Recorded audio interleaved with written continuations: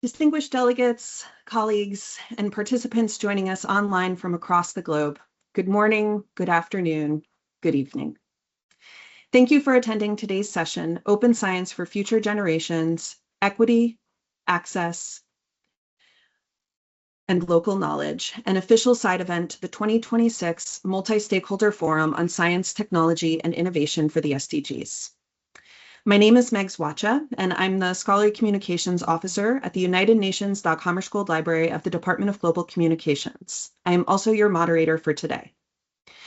Before we begin, a few housekeeping items. Please note that this webinar is being recorded and will be made available on the Dag Hammarskjöld Library's website as well as its YouTube channel. Today's session will be offered in English. We apologize that the platform does not provide automatic translation and invite you to turn on captions. Finally, each panelist will have an opportunity to present before we move into a period for Q&A. Please add your questions into the chat as they come up. My colleagues are watching this space and will collect your questions for the end. The STI Forum focuses the world's attention on the role and contributions of science, technology, and innovation to the achievement of the Sustainable Development Goals.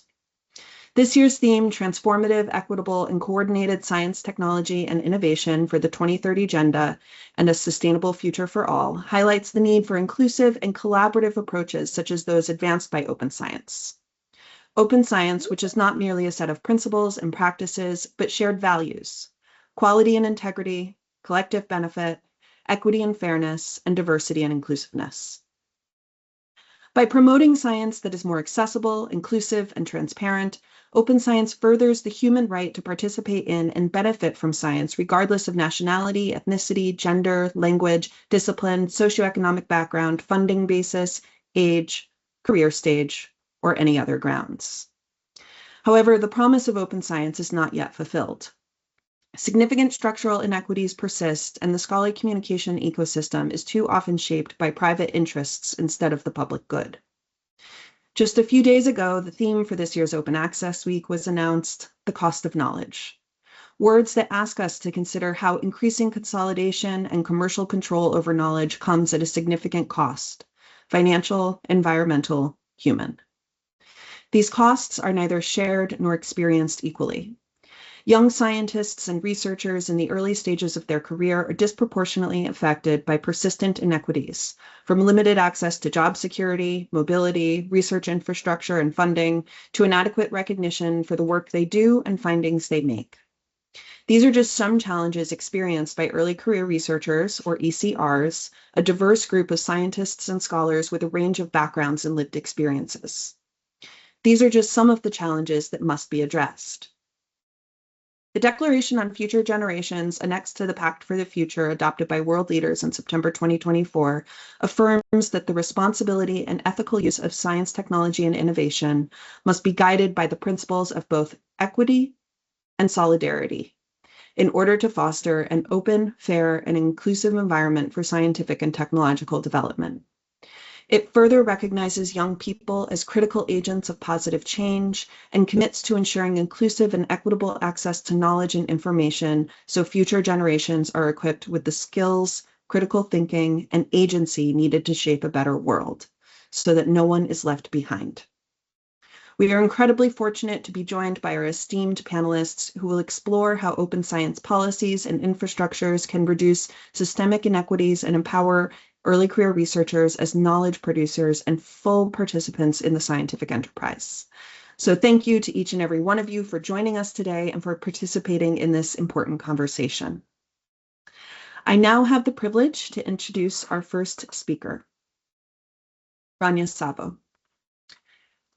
Rania is a science, technology, and innovation policy specialist at UNESCO, where her work focuses on supporting the implementation of the 2021 UNESCO recommendation on open science. Since joining the organization in 2022, she has worked on earth sciences, and since 2024 has focused on strengthening the science policy interface through open science. Prior to joining UNESCO, she worked as a field engineer, gaining hands-on experience in applied technical environments. She holds a Bachelor's of Engineering in Chemical Engineering from the University of Birmingham and a Master's of Science in Global Management of Natural Resources from University College London. Rania, thank you for joining us. You have the floor. Thank you very much, and thank you for the introduction. I will just quickly share my slides. So good morning and good afternoon, wherever you are in the world.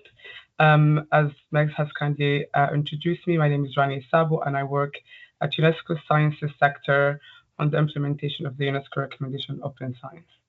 So for today's intervention, will try my best to address these three questions that we have in front of us. So are early career researchers prepared for the future? How are we assessing future generations? And who decides what counts as science? So starting off, we'll just set the scene on the UNESCO recommendation on Open Science and Open Science definition.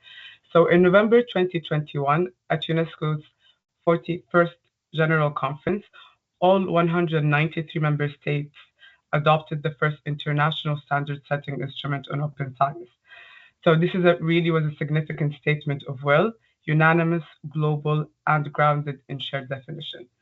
So the recommendation defines open science around four pillars that you can see in the figure in the middle. So that ranges from open scientific knowledge, open science infrastructure, open engagement of societal actors, and the fourth, which I'll come back to later in this presentation, open dialogue with other knowledge systems. And it ties to these shared values of quality, integrity, equity, fairness, diversity, and inclusiveness, and collective benefit. So here I would like to emphasize collective benefit and equity as particularly important for our discussion today. It means that if open science is working, it should be working for everyone, not for the best resource institutions, not for researchers who publish in one specific language, truly everyone. And to tie everything together, I want to say that a common understanding of open science, its characteristics and purposes, is foundational for much of the collaborative effort that is required to transform the global knowledge system of science. So the recommendation goes further to translate these values and principles and pillars into 7 areas of action, as you can see in front of you. But for today, we will be focusing more on 3 of them, which is investing in human resources, developing and enabling policy environment, and finally fostering a culture of open science. So what you're looking at now is the structure of how we measured the implementation of the recommendation, because last year in 2025, UNESCO conducted the first official reporting exercise on how member states are actually putting this into practice. And some of the results is what we're going to see here today. So in the 2025 monitoring exercise was the first of its kind under the recommendation and the first global exercise as well, where 81 member states responded and participated, which accounts to a 42% of the UNESCO's membership and covers all 5 UNESCO regions. So the survey combined yes and no questions with open text responses. So from these qualitative responses, we see what countries are doing and what they're actually doing on the ground and what's getting in the way, which added a real value and texture to the numbers. So one thing just before we move ahead, we saw that we had a 42% response rate, which means that we're missing 58% of our member states. And just to note that most likely the response we've received tend to be those with existing open science infrastructures and capacities. So just to reflect back on the title of this webinar, which is Open Science for Future Generation. So in this slide, we will get to see it from what are we actually doing for early career researchers? So the answer, according to the data, is not enough, and we will see it in 2 distinct ways. To start off, we're looking at the training gap. Only 37% of countries have reported that they've embedded open science competencies in their higher education curricula. So globally, that means that the majority of countries that responded, a researcher can complete a postgraduate degree, they can finish a PhD without ever being formally introduced to what open science is and what skills are required to practice it. which means the 37% global average still means that this is an exception and not the rule. And from the qualitative data, we saw that some examples of grassroots efforts, but yet to date, they've reported that to date there has been no systematic effort at institutional or national levels to integrate open science component into higher education curriculum, which indicates that there is a gap between what communities are doing in some cases and what institutions are doing. So moving to the second aspect of this, which is the incentive gap. So this is the second system that we'll be looking at today, where it was reported that 47% of countries recognize open science in their career evaluation or progression, which means that 53% do not. So what does this mean for a young researcher? They may be encouraged to share their data, post a preprint, engage with communities outside of academia, and yet when they go up for promotion, those contributions may not count in the same way. So career assessment in many countries still relies primarily on journal publications and citation metrics, which means open practices can feel like an added commitment without clear professional return. So some countries were candid about this in their responses. Several noted that the absence of a national policy that formally integrates open science contributions into research career assessments. Others raised the questions of metrics, pointing out that the tools used to measure research quality tend to favor English language publications and large international journals, which places researchers in the global south in a difficult position. They are encouraged to practice open science, but evaluated against frameworks that were not necessarily designed with their context in mind. So the combination of these two gaps creates a coherent trap. You cannot build a generation of open science practitioners if the training is absent and the incentives point in the opposite direction. So in this slide, we are looking at policy adoption across the 4 pillars that we saw earlier, where we can see that there is approximately a 28 percentage point gap between the most implemented pillar, which is the open access to scientific knowledge, that also includes open access, open data, open software, open hardware, for example, and the one that recognizes local knowledge as scientifically valid. And as something that the scientific community should be in genuine conversation with, that is one of the fewest countries have acted on. And I think it's worth pausing on what the least implemented commitment actually says. So the recommendation on open science is explicit. It defines open science as requiring genuine dialogue with indigenous, local, and traditional knowledge, not acknowledgement, not protection, but active dialogue. So the word is used, and I repeat, dialogue, which emphasizes a two-way exchange, not a one-way transfer. So we can see that only 41% of responding countries have included this in their national science, technology, and innovation policies. We also see that some countries are finding practical ways forward, but the qualitative responses also show us where the difficulties lie. So several countries noted that while the recommendations language on other knowledge systems is present in their policy texts, the practical mechanisms, how you identify, how you consult, how you document and protect, and attribute traditional and local knowledge within research process are far less developed, which is an honest reflection on where most countries are. So here I wanted to end this part with more constructive notes on examples of where countries are actually doing or taking actions to address these gaps. And it summarizes the themes that we've seen today. So the 4 examples you see in front of you address one of the areas we tackled today. So for example, we have Mexico that has taken a legislative approach to access, making it a legal requirement rather than a policy aspiration. And we can see an example from Mongolia that has invested specifically in early career researchers, building recognition and funding for open science practices.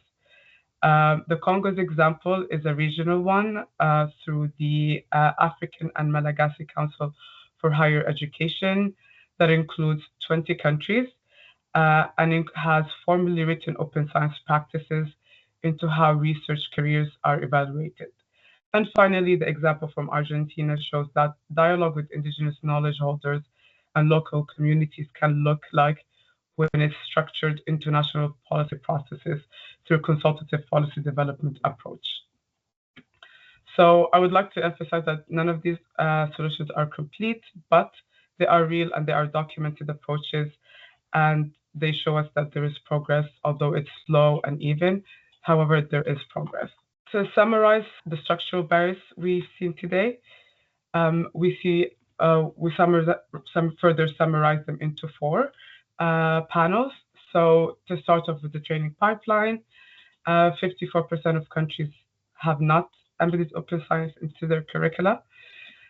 We also see that 48% do not have any career incentives that are aligned for evaluation in open science practices. As described, this is a mechanism that determines whether everything else holds or collapses.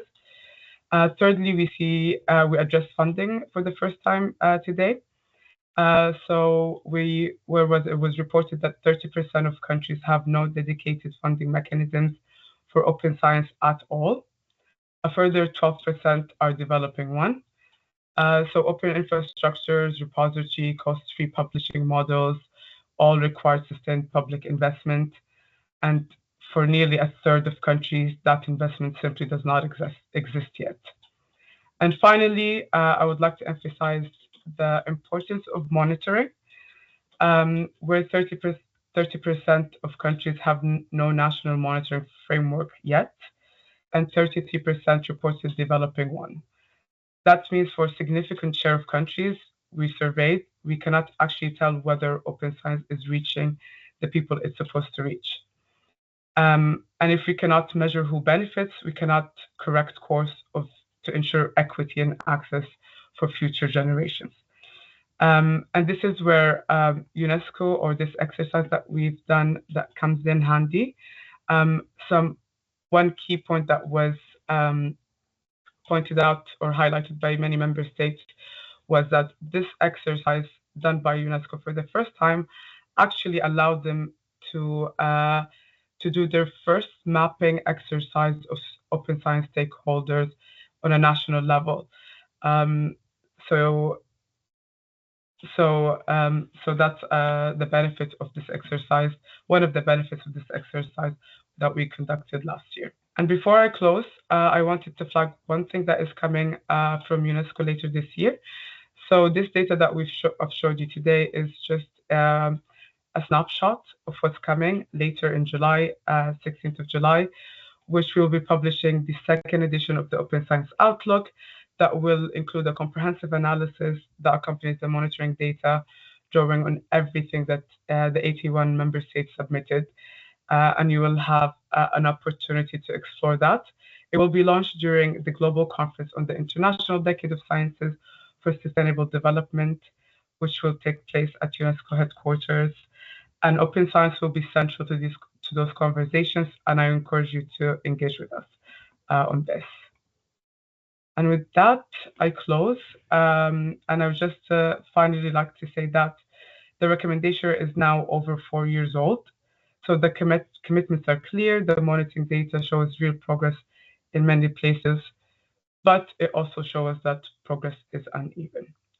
So with that, I would like to say that the researchers of tomorrow deserve better than systems that talk about equity but has not restructured itself to deliver it. Thank you very much. Thank you so much, Rania. I really loved what you said to begin. Open science is working. It should be working for everyone. And that was really driven home by your findings and by your presentation. Thank you so much for your time and for your intervention. It is now my pleasure to introduce Dr. Luisa Fernanda Echevarria King. Luisa is an international expert in science diplomacy, higher education internationalization, and strategic cooperation in science, technology, and innovation. She serves as Director of Diplomacy and International Scientific Cooperation at Simón Bolívar University, where she advances global partnerships connecting universities, governments, and international organizations to strengthen research ecosystems across the Global South. She has a doctorate in education from the University of Murcia. She has held strategic roles in Colombia's Ministry of Science and Ministry of Education. She is a member of the Global Young Academy and the International Science Council, and in 2025 was appointed interim president of the Organization for Women in Science for the Developing World. Luisa, you have the floor. Hello, everyone. For me, it's a pleasure to be here. And today I will be talking about scientific diasporas and also their role, right? When we talk about knowledge transfer on open science. So I'm going to be sharing my screen right now. So first of all, this is the result of a research that we are conducting right now, financed by the IDRC, where we explore, right, the potentialities for innovation, for knowledge transfer and knowledge exchange with the Venezuelan scientific diaspora and the STI communities across Latin America. This is a project where we have been conducting right now we have 12 months. It's an 18 months project funded by the IDRC. And we have been reviewing several global case studies, but our main focus is the Venezuelan scientific diaspora.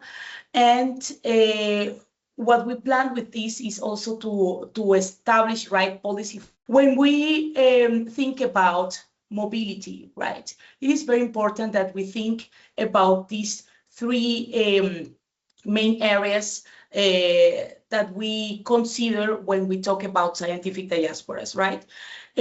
Lots of us maybe know the concept of brain drain, which is the loss of capacities, you know, when the people just go to another country and they disengage, right, with the STI community of their own country. We have also the famous brain circulation, where the people just go abroad, study, you know, engage in science, and they come back, right, to their home countries.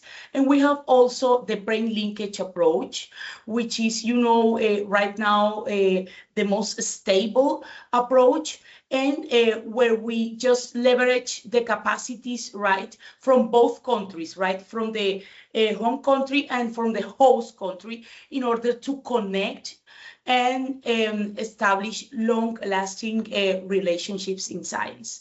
So, which is more important relating scientific diaspora is that the scientific diasporas are an STI reserve.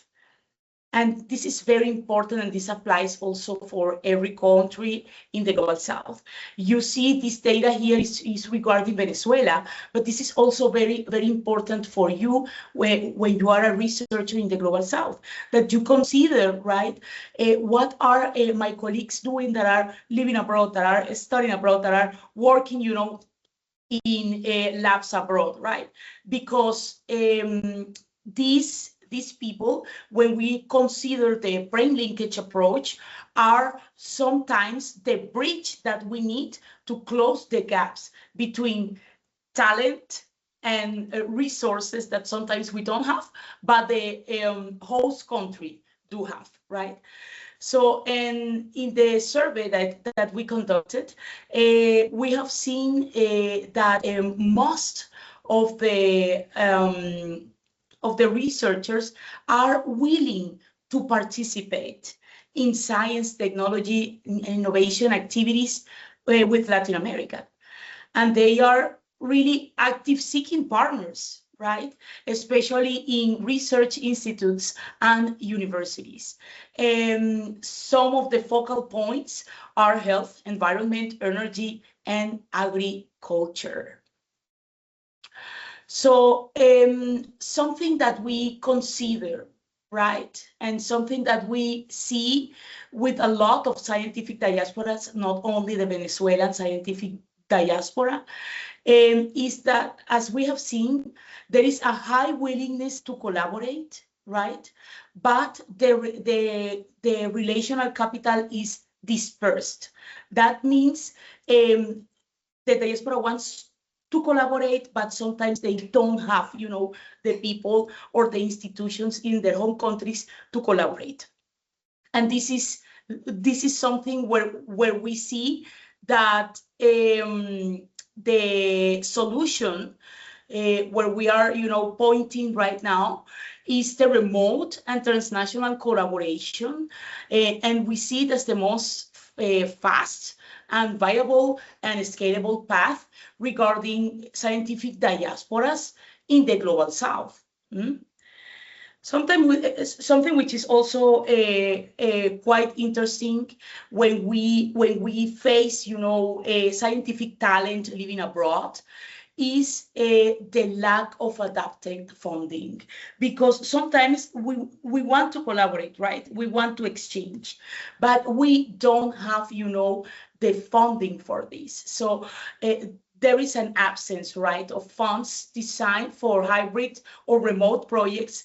And also sometimes we have seen also in the almost 70% of the people that were, surveyed, that there is also a complete lack of knowledge regarding opportunities and entry channels, for collaboration. There is also a network friction, an absence of a structured, formalized contact networks. There are some scientific diasporas that do have, right, structured networks. But in the case of the Venezuelan scientific diaspora, the networks are not really structured, they're really scattered, right? And this is a huge problem for long-lasting alliances. And also we have another situation that we face in other countries in the global south, which is, the bureaucracy. When we consider, right, talent mobilization, the diaspora mobilization, we see that they have really a profound desire, right, to train, to develop, the upcoming generation of scientists in their home countries, right? But as we have seen, we see the motivations to collaborate. We see also that this could be also a professional recognition situation. We see also the importance, right, for the establishment of contacts. But we see that we still have the problem with the funding opportunities. So, and what we see with the scientific diasporas and the different diverse careers that have the people, that are living abroad, right? Because when we think about the diverse careers, we need to think also in diverse engagement models, right? This is not all or nothing policy. This is not a return or nothing policy, right? We need to consider, scaling funds, structural policies, remote transnational instruments, and also directories where we can do these matchmaking systems between experts living abroad and also the experts in the home countries.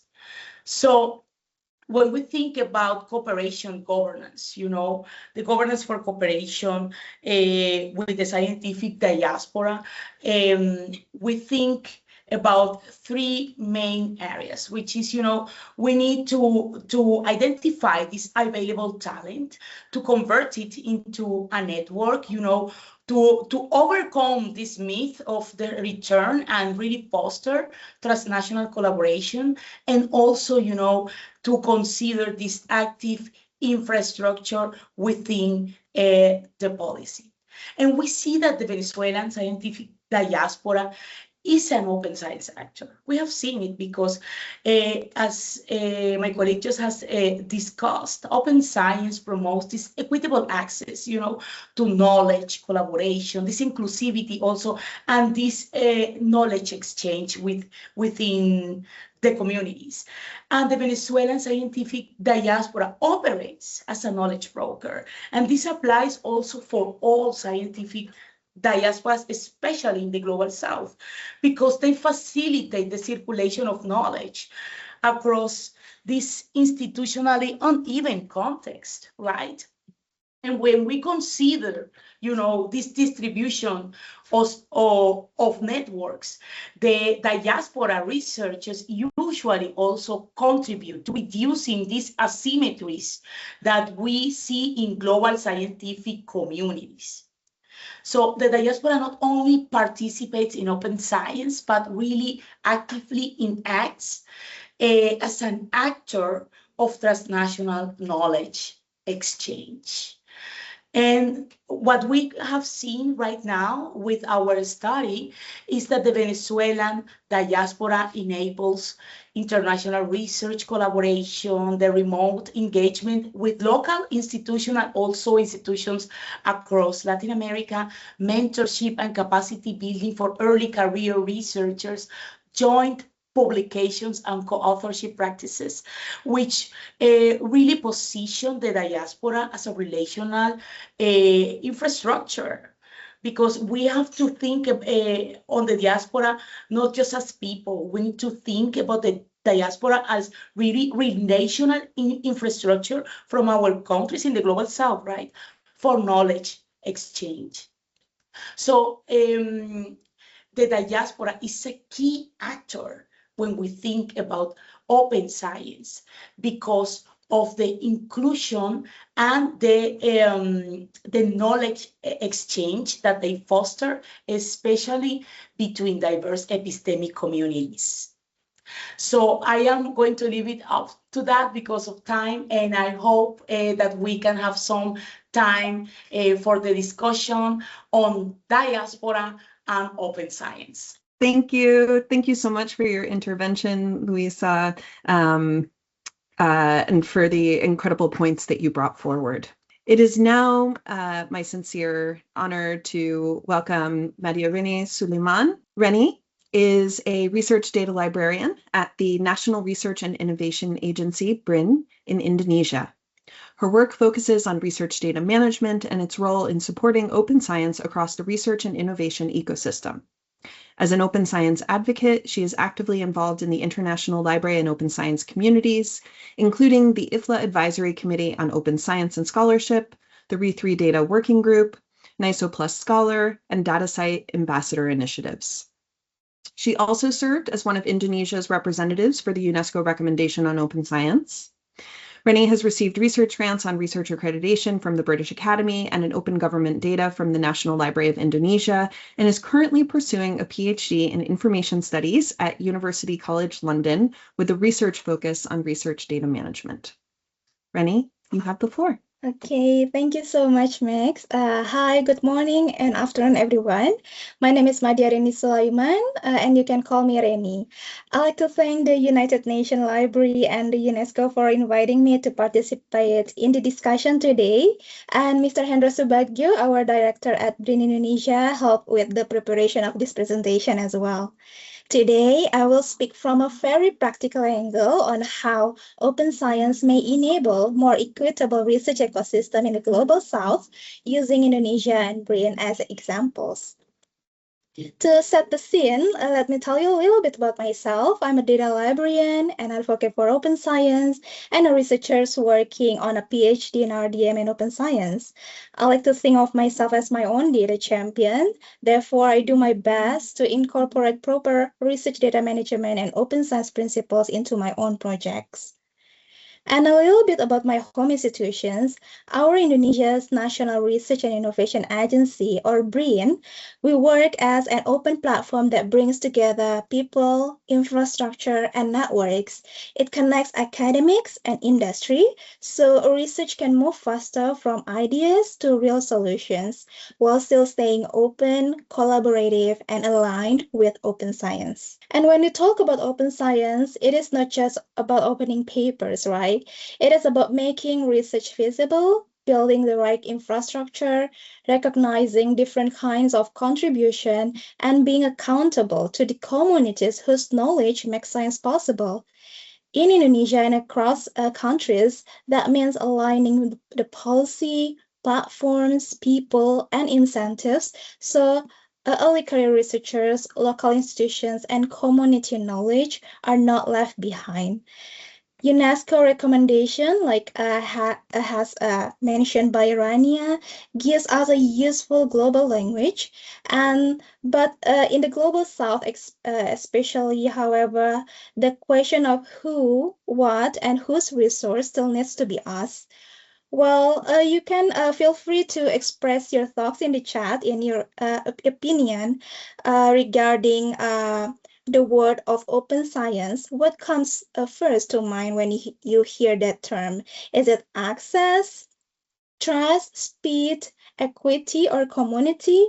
So rather from viewing open science as a purely technological process, this response can help us frame it as a justice issue. The UN Pact for the Future also gives us open science a stronger global push.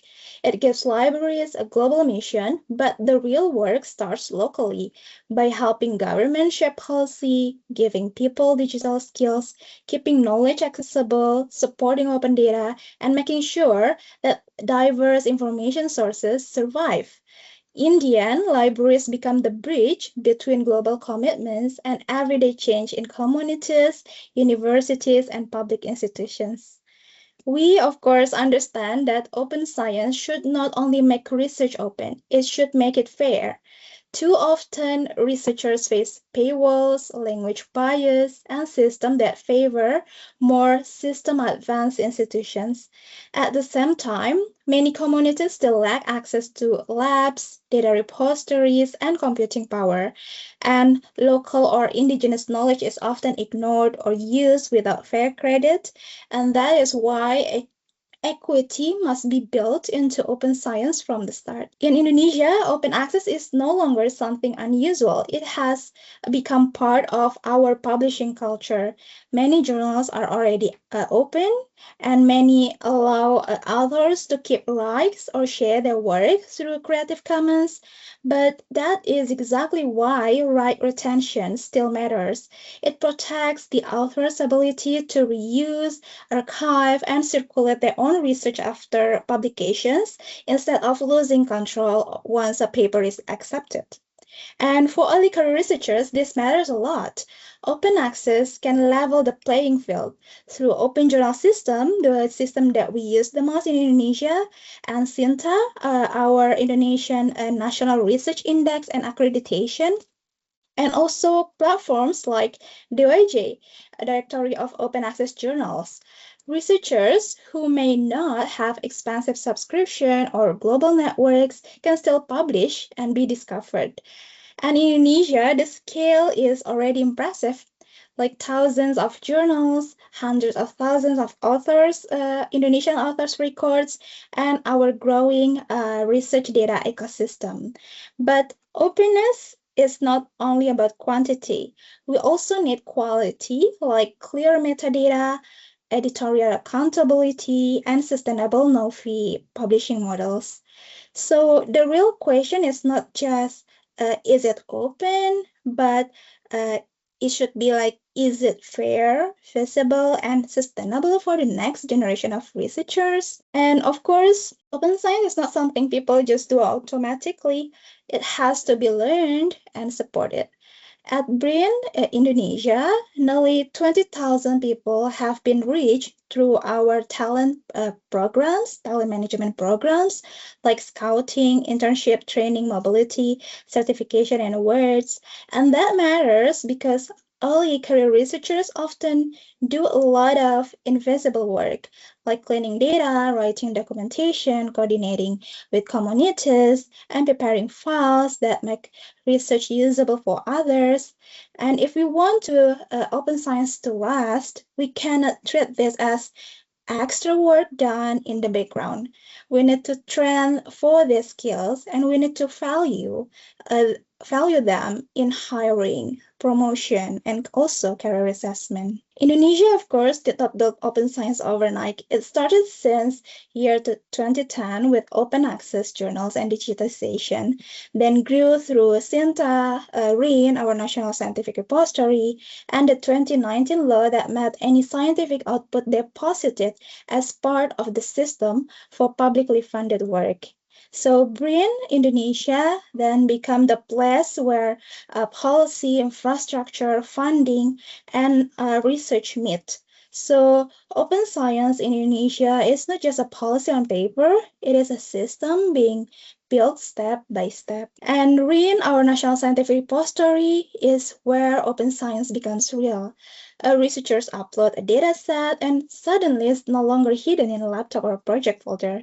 It can be stored, preserved, cited, and shared.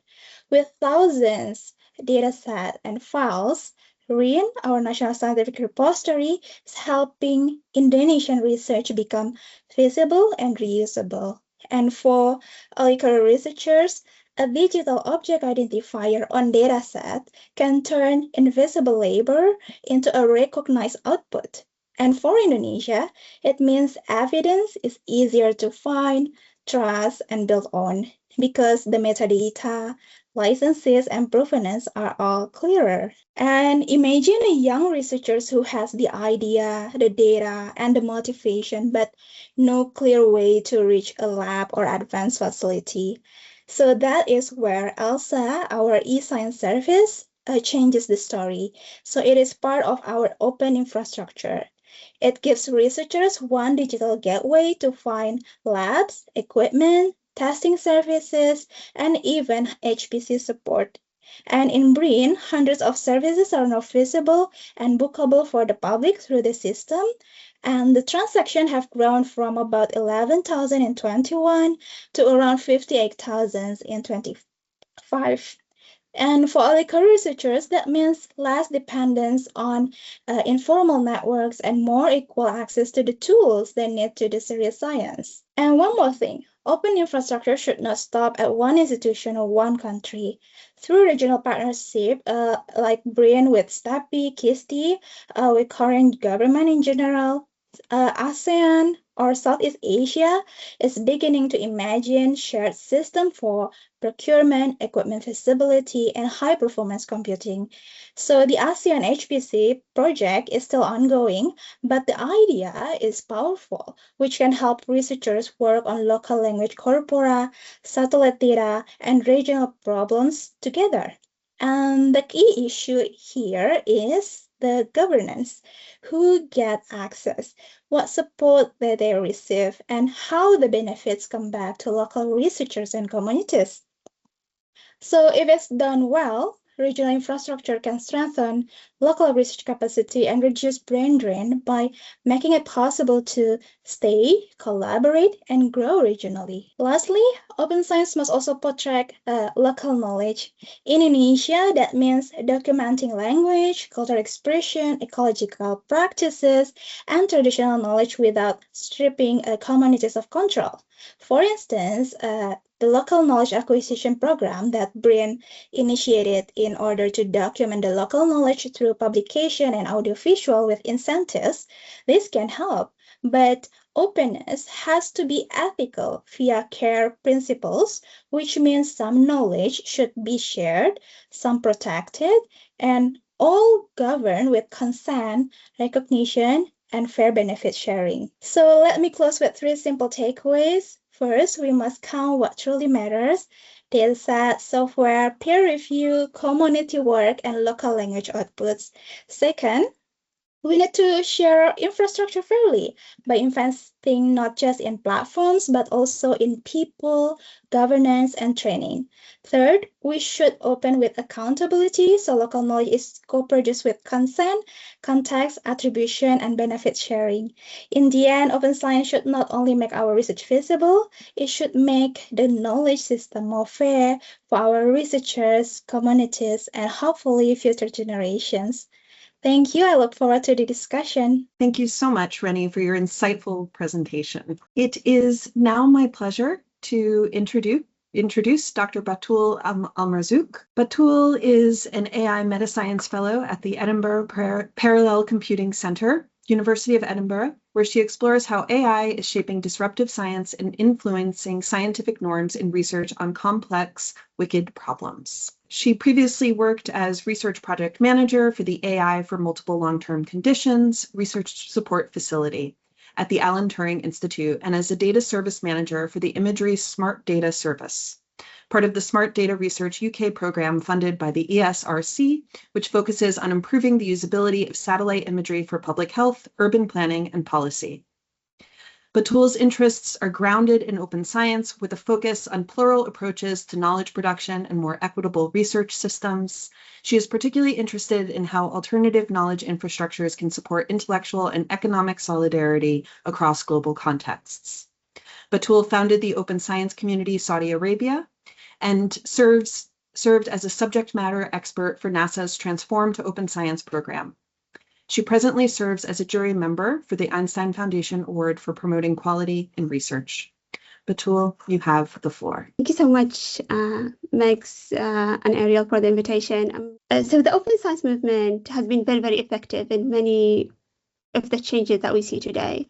And I think there are many dimensions that Rania, Louisa, Rainey beautifully sort of explained. So I'm not going to try to be repetitive and focus maybe in sort of different dimensions. And as someone who's been sort of engaging with this movement for a very long time, I want to reflect more on the fact that practices in open science can be contextualized very differently when applied in the global south. We have to question also some of the assumptions that we have underlined, assumption that might suit certain nations, certain community, and certain time, especially now that we have monitoring for open science, which might also push sometime toward more homogenization, what monitoring actually looks like for open science, especially for the invisible dimension that open science has. So my talk is more reflection on this dimension and invitation sort of to think collectively about them. As Megs and the panelists have articulated and re-emphasized, the foundational motive behind open science taken from the UNESCO recommendation and the ultimate goal is really societal change, not simply technical change in the way that we practice science, but achieving these SDGs. So the motive behind the movement is reducing inequality, promoting inclusiveness, equity, participation, solving complex, urgent global challenges that we have today. And open science itself is like a huge umbrella for practice that include open access, fair principle, open peer review, open resources, open source, infrastructure, indigenous knowledge, and so on. So, but what happens sometimes is that we monitor or we measure these objects, these practices, these tools to try to achieve this impact. As Marcus just mentioned, I think in the chat, this can be very, very tricky for some of these practices. And when we universalize this formula, either implicitly or explicitly across the global south, which can have very, very different concerns, very different risk, very different definition of what openness actually mean. If we're not very careful, it can also reproduce the same asymmetry, the same inequity that we're trying to dismantle. So what's worth sort of mentioning that a lot of these practices are a direct also response to a system that the North itself has built. The research university career track, the whole journal industry, the incentives. I'm mentioning this not to point finger, just to think, I think understanding sort of the history is very, very important to understand our present, how we address it in the future. For example, the first indexing system, what we currently call it the Web of Science, was first launched by Eugene Garfield. The earlier name, I think in 1963, was the Science Citation Index. And the first edition included 613 journals, and most of them came from US, United Kingdom, and 0 from Africa as a content. But at the same time, there were 500 active scientific journals that existed in Africa at that time, but remained outside that system. And this sort of deepened that gap in scientific representation and the structural imbalance that we still see today. this is really very nice paper that I would highly recommend by Brian Gross-Spiegel. And his paper, this is Structured Knowledge in Enshrines University, he asked, how is it possible that the canon of thought in all the discipline of the social sciences and humanity in Enshrines University is based on the knowledge produced by a few men from 5 countries in Western Europe? He goes, and how is it possible that men from 5 continents achieve such epistemic privilege to the point that their knowledge today is considered superior over the knowledge of the rest of the world? And DeSanto says, when you enter any department in social sciences and humanity, the canon of thought you're expected to learn is fundamentally founded on a theory produced by men from these 5 Western European countries. And this is something that many in the global north also has resisted. So the international community became more sort of aware of this dimension. We began to see responses around decolonization, around open science movement. And again, open science huge umbrella has different sorts of history, trajectory, depending on what practice you're looking into. Some have tried to use open infrastructure, fair care principle, open access to reduce this sort of inequity. And these practices, these tools, again, are a response to a system that the global north itself built over the last century and a half. They are not an answer to issue created there, but the moment these same tools travel south, they can sometimes land in a completely different story. So in the global south, openness doesn't just mean breaking a paywall. It also means exposing already mined resources to further extraction. It can mean also exposing labor to surveillance. So openness in these communities is not about openness itself, it's about really redistributing that power and knowledge production and challenging the extractive system, which can take different shape and forms. It also has different contexts. In what nation are we talking about inside the global south? It can be very, very different in nations in East Asia than those in West Asia or Arab region. Openness itself is not binary. It's and also its effects are not universally positive. Instead, the impact of that openness is always shaped by social, politics, economics, institutional contexts that govern it. So these infrastructure and technology should not be assumed to be beneficial by default. Surveillance perhaps the most obvious concern, but it's not the only one. In today's geopolitical climate, the risk felt mostly acutely by countries in the global south. Over just the past 2 years, we've seen how many nations have faced breaches into surveillance system because of the geopolitical climate that we live in. We can see how data gathered in scholarly contests is also weaponized far beyond academia. Once tied to law enforcement, to surveillance, it becomes sort of threat to privacy, to dignity, to basic right.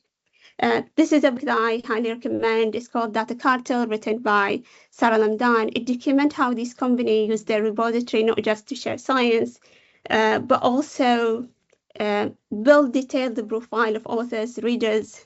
They collect vast amount of personal information, research interests, citation network, even reading and downloading habit. And this data is then repackaged into analytics project that give publisher hidden but influencer sort of over the research community. She documented cases where this has been used in deportation of immigrants. So it's very useful to reflect on these harms within the context of open science, especially in time of uncertainty, what monitoring look like for these practices and how we can navigate them. Because once we understand them, we know how to navigate them inside the movement. Again, also DOI, we speak about from the very start. Again, this is a paper that I highly recommend, written by Lizzie Chand and Angela Oken, about the history of the DOI, which was not simply a neutral tool. It was also strategic intervention by dominant publisher to secure control over digital content and citation network, especially at a moment when open access movement were beginning to gain ground. Again, also other example about central practice that we see in open science, peer review, a process that Open Science Initiative try to diversify. When we look closely, we see that researchers worldwide carry this labor usually without pay. We see this in this study, analyze public available data to estimate the scale of this work. And it says in 2020 alone, researchers collectively spent over 100 million hours in peer review, and that's equivalent to 15,000 years of continuous work. For US-based reviewer, the value of that labor was estimated around $1.5 billion. And these figures just shows the enormous unpaid contribution that sustain the publishing ecosystem. Open science usually seek to imagine a new model, which is really what we need to do, but sometimes also try to diversify or fix things, sometimes not deep down, but on the surface. So one thing that I've been trying to do is, like, in the name of inclusion, broaden the participation, recruiting reviewer from the Global South without changing the underlying system or structure, which can end up actually deepen the inequity, because expanding that pool of unpaid labor to the Global South is not the same as restructuring how the labor is valued, rewarded, and shared. So diversity and inclusion are essential of what open science try to achieve, and that movement has paid a lot of attention to what true inclusion means, because it recognizes that this is very important for solving our shared complex challenges that we have today. But again, most of the time, in a very genuine way, not deliberate by individual, this overlook the root. When we talk about racism, we're not just talking about belief or attitude. We're talking about social roles. We're talking about policy that make that exploitation possible. Aaron Kondani point out that racism is an effect of this extraction, not a cause. So that's why surface level fixes like bias training, representation in EDI initiative does not go far enough. They don't address or even expose the root causes built into this system. And to really tackle racism, we need to change the underlying system of power and the economic structure that support them, not only focus on individual prejudice, which is sometimes where EDI sort of stays. So this brings me to the way that we view discourses around the global majority or the Global South, which is around 80 to 75% of the globe. We think of them as a pre-image of the Global North that waiting to develop. Many of these nations are tied to global economic structure and policy designed in the North, mostly after the World War II. And economic sovereignty has always been a challenge. Samir Amin, many economists like Adiabo Kalashi says underdevelopment was not a natural state by which African and other countries could escape only by following the path by developed country. It's a wholesale redefinition of the relationship that produced development for one party and underdevelopment for the others. This can be shown of how funding actually flows between the Global North and South, and how this narrative is also shown in open science. Jason Hickel's anthropologist who study inequity and ecology crisis shows that about $2 trillion flow from the Global North to the Global South. That includes aid, loans, foreign investment, everything you can think about. But also the twist that $5 trillion actually flows back in the opposite direction, from the Global South to the Global North. The Global North taken resources worth at least $2.2 trillion annually from the Global South through debt repayment, unequal trade. And this is the amount that could actually end extreme poverty more than 15 times over. So this unequal exchange that happened through international trade, rules designed to favor rich country, which allow them sort of to extract labor resources from poorer country at low prices. And this is why we see that the poorest 60% of humanity receive only 5% of all the new income generated each year. So claiming in the discourse that resources or less resource country are catching up, not very accurate. Claiming that because of also science technology that we have since 60s or agent charity, that gap is narrowing is also not accurate. In fact, the World Bank showed that the opposite since 60s, the per capita income gap between the Global South and the Global North has nearly quadrupled. You can see the difference here. It's also worth mentioning that GDP itself is not the best measure of growth. It's been challenged. Happy to share more sort of resources about it. I love this quote from Ha-Joon Chang, who actually quote in Dom Kamara, "When I give food to the poor, they call me a saint. When I ask why the poor have no food, they call me a communist." So the issue we need to focus on is not aid, sometimes it's also not techno solution. Not to say that technology not cannot help, it helps, but it's less effective if we cannot confront the underlying economics and structural system, which is not also inevitable. Most of the system was designed in the last few centuries. So what's really sort of interesting also that this dynamic has been described, analyzed very, very long time ago, since the 60s. These complex dynamics, like you can see it analyzed by many countries in the global south during the time they were fighting for liberation from colonization. And I think it's very, very interesting to read the literature at the time that we live in today. For example, Kwame Nkrumah, who liberated Ghana from colonization in the 1957, wrote extensively about this in his book, New Colonism, The Latest Stage of Imperialism, which is also available online. When he published it was very interesting. He was Ghana's sitting president, and that book had provoked a strong reaction when that resulted in withdrawal of 25 million that has been promised to the country back then. So going back to the main argument, open science as a movement is very, very promising. The goal of open science is not openness itself, it's about that redistribution of power and knowledge production, challenging the extractive system that enriched the global north at the expense of the global south. It means imagining different institutions where scholars have more agency, have more autonomy to challenge the economic backbone of modern academic institutions. Matthias Kaiser, who is a former director at the University of Bergen, says we still educate far too many scientific bureaucrats within the books rather than creative, artistic, free innovator outside the books.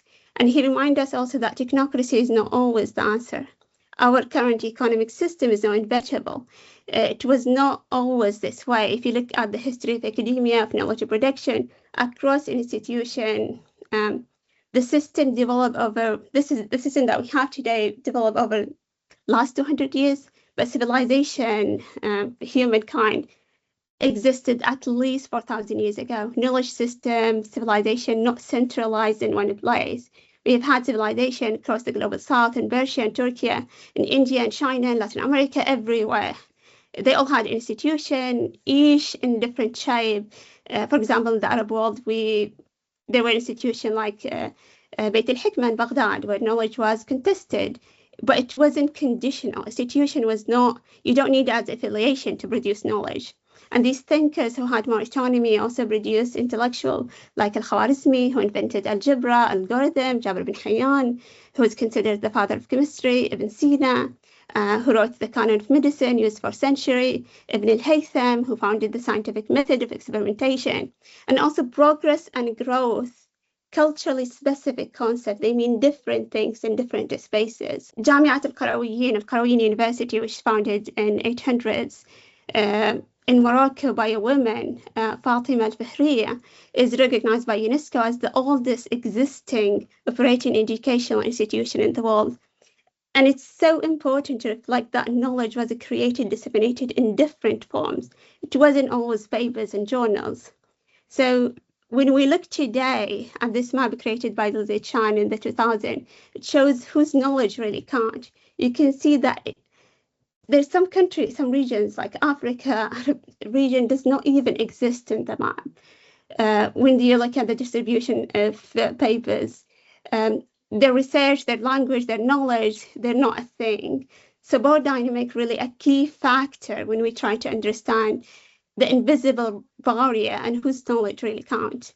Edward Said, the Palestinian philosopher and academic, always reminds us that power dynamic are a key to understanding the phenomena around us. Idea cannot be seriously understood or studied without their force or configuration of power. And I want to leave us on a very positive note because we see like the open science movement is growing and growing. And even with all the geopolitical tension that are very hard to be inward, I invite myself, everyone to reflect in our practices from a place of shared humanity. No matter where we come from, the privilege that we have, where we disagree.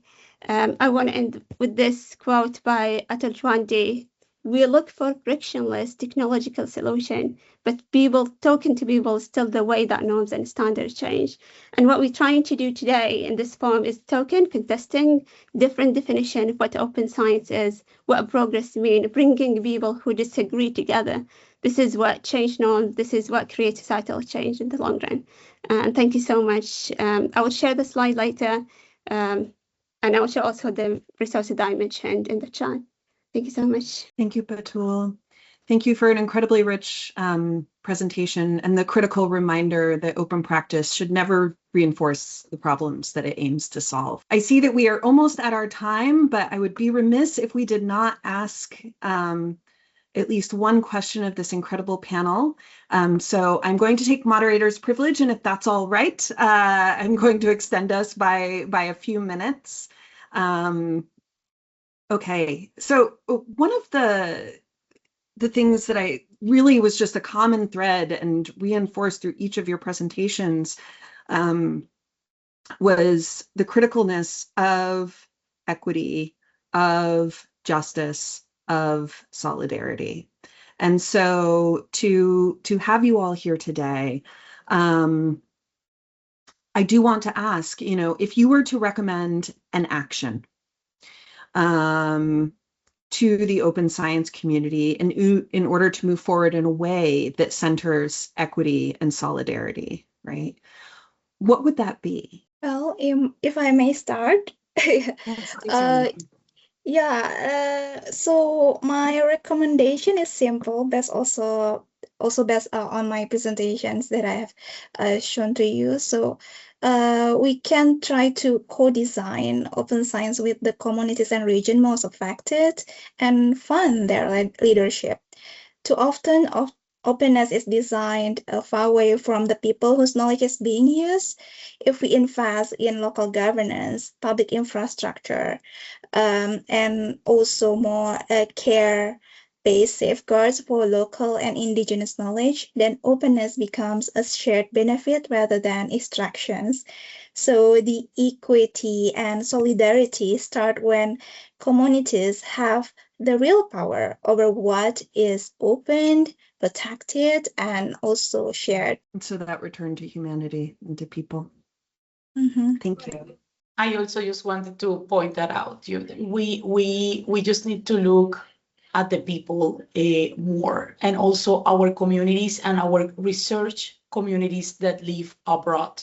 I am a strong diaspora advocate, and I really think that the diaspora can really help close that bridge.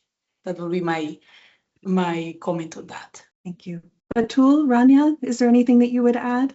Yeah, I can start, Rania. So thank you so much. It's very, very hard question, actually. But if I had to make a recommendation, I think it would be mostly to fundamentally rethink the narrative of why we have this sort of inequity, why under-resourced countries are the way they are, and start having some might seem uncomfortable sort of conversation inside the open science movement itself, inside the international community. And I see there is a more growing of this sort of conversation and argument, which I would like to see maybe more of it.